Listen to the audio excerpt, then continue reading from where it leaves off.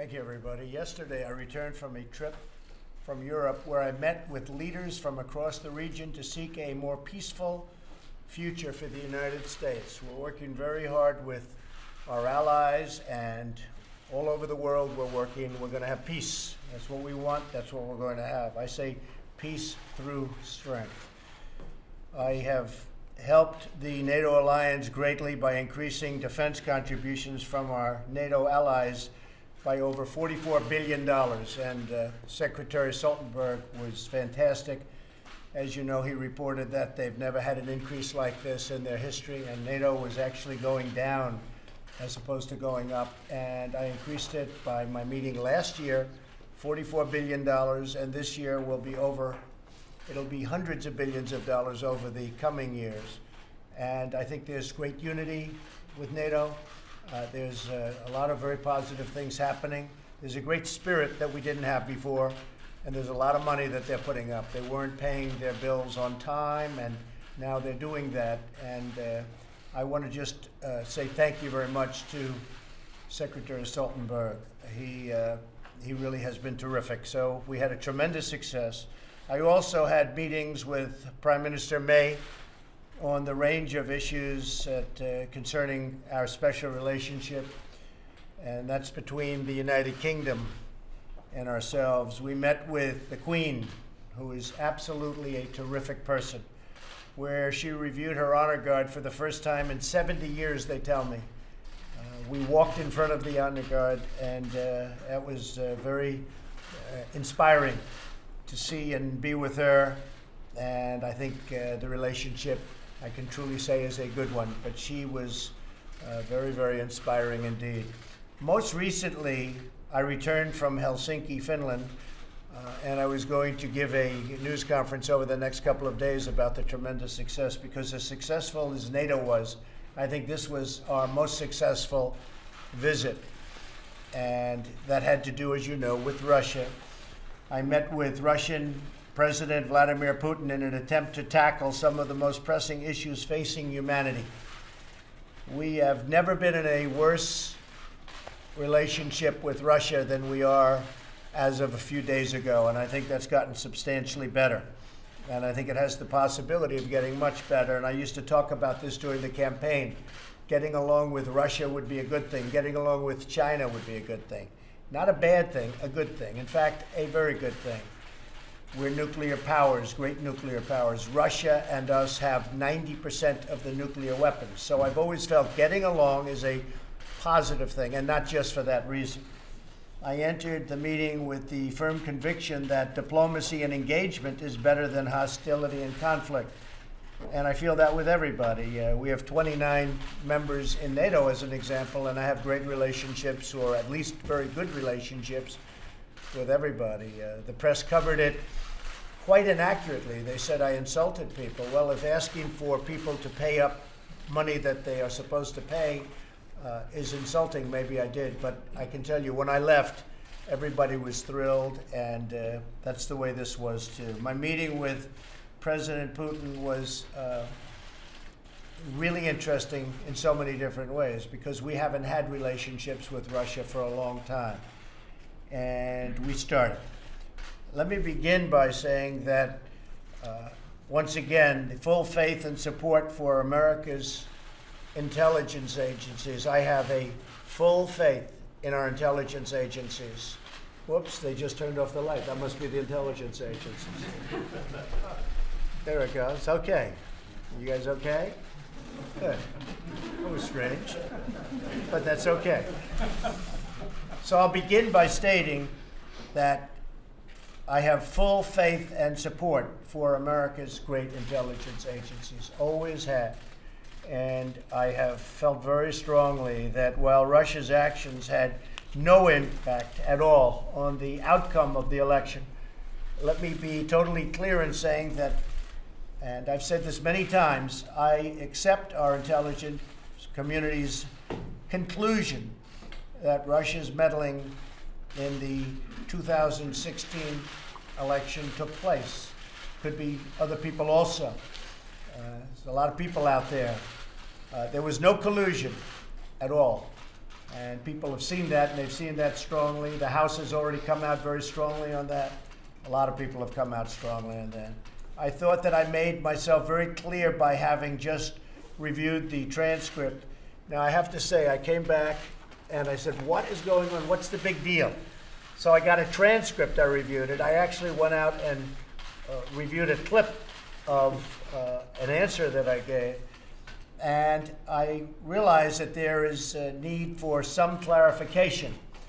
It should have been obvious. I thought it would be obvious, but I would like to clarify just in case it wasn't.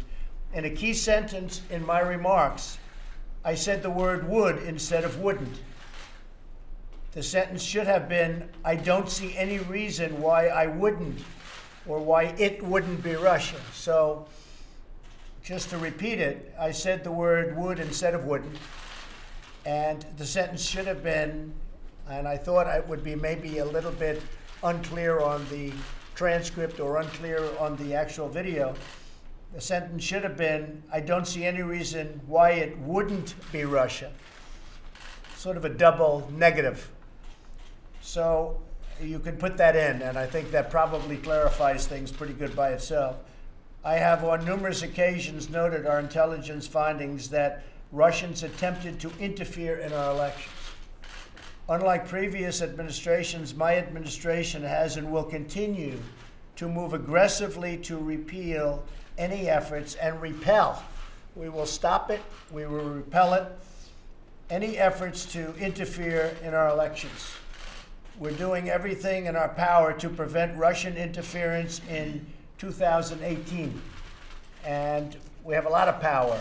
As you know, President Obama was given information just prior to the election, last election, 2016, and they decided not to do anything about it. The reason they decided that was pretty obvious to all. They thought Hillary Clinton was going to win the election, and they didn't think it was a big deal. When I won the election, they thought it was a very big deal, and all of a sudden they went into action, but it was a little bit late. So he was given that in sharp contrast to the way it should be.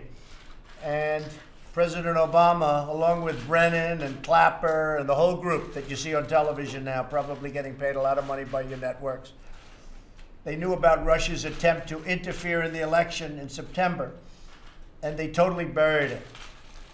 And as I said, they buried it because they thought that Hillary Clinton was going to win. Turned out it didn't happen that way. By contrast, my administration has taken a very firm stance. It's a very firm stance on a strong action. We're going to take strong action to secure our election systems and the process. Furthermore, as has been stated, and we've stated it previously and on many occasions, no collusion. Yesterday, we made significant progress toward addressing some of the worst conflicts on earth. So when I met with President Putin for about 2.5 hours, we talked about numerous things. And among those things are the problems that you see in the Middle East, where they're very much involved, we're very much involved. I entered the negotiations with President Putin from a position of tremendous strength. Our economy is booming, and our military is being funded $700 billion this year, $716 billion next year. It will be more powerful as a military than we've ever had before. President Putin and I addressed the range of issues, starting with the civil war in Syria and need for humanitarian aid and help for people in Syria. We also spoke of Iran and the need to halt the nuclear ambitions and the destabilizing activities taking place in Iran.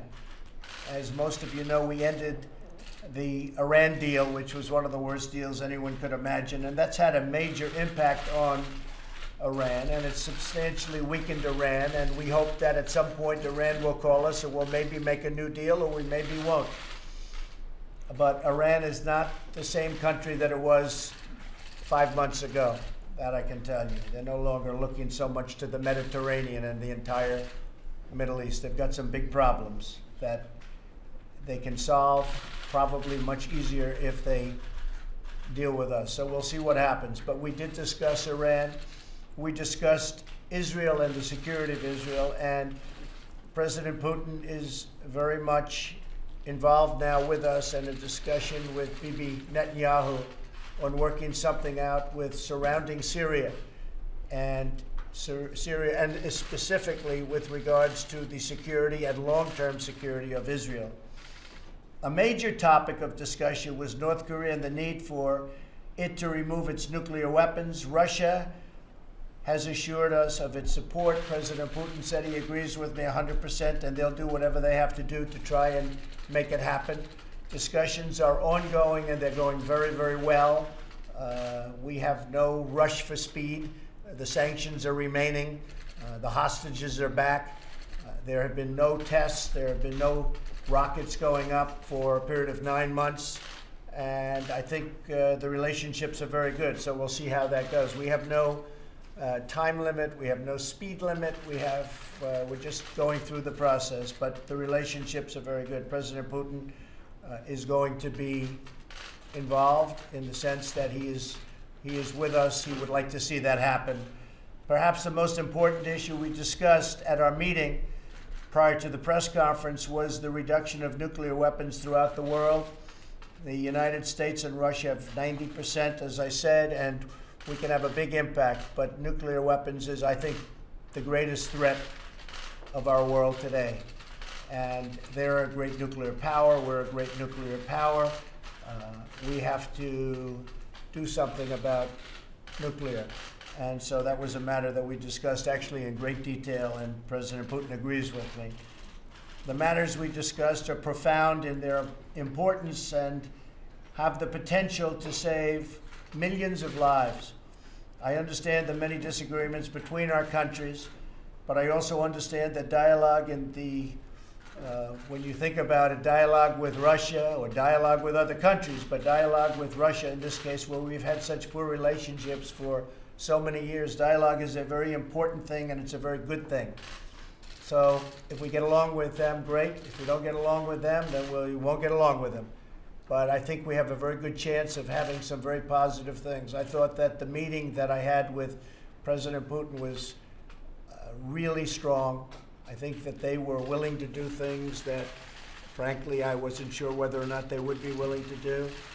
And we'll be having future meetings, and we'll see whether or not that comes to fruition. But we had a very, very good meeting. So I just wanted to clear up. I have the strongest respect for our intelligence agencies headed by my people. We have great people, whether it's Gina, or Dan Coates, or any of them. I mean, we have tremendous people, tremendous talent within the agencies. I think they're being guided properly, and we all want the same thing. We want success for our country. So with that, we're going to start a meeting now on tax reductions. We're going to be putting in a bill. Kevin Brady is with us, and I might ask Kevin just to say a couple of words about that, and then we'll get back onto a private meeting. But Kevin, could you maybe give just a brief discussion about what we'll be talking about? Yes, sir, Mr. President. Thank you for having members of the Ways and Means Committee here today. You know, peace through strength is foreign policy that works, and it works best when America has a strong economy and a strong military. Under your leadership, House and Senate Republicans are delivering on both of them. Today is about how we can strengthen America's economy even more, and we think the best place to start is with America's middle-class families and our small businesses. So today we're here to talk to you about making permanent this tax relief. One, so they can continue to grow. Two, so we can add 1.5 million new jobs. And three, we can protect them against a future Washington trying to steal back those hard-earned dollars that you in Republican Congress has given them. So thank you very much for having us here today. And the time of submittal, what would you think that would be, Kevin? So we anticipate the House voting on this in September, and the Senate setting a timetable as well. Well, that's great. Yes, sir. Thank you very much, everybody. Thank you.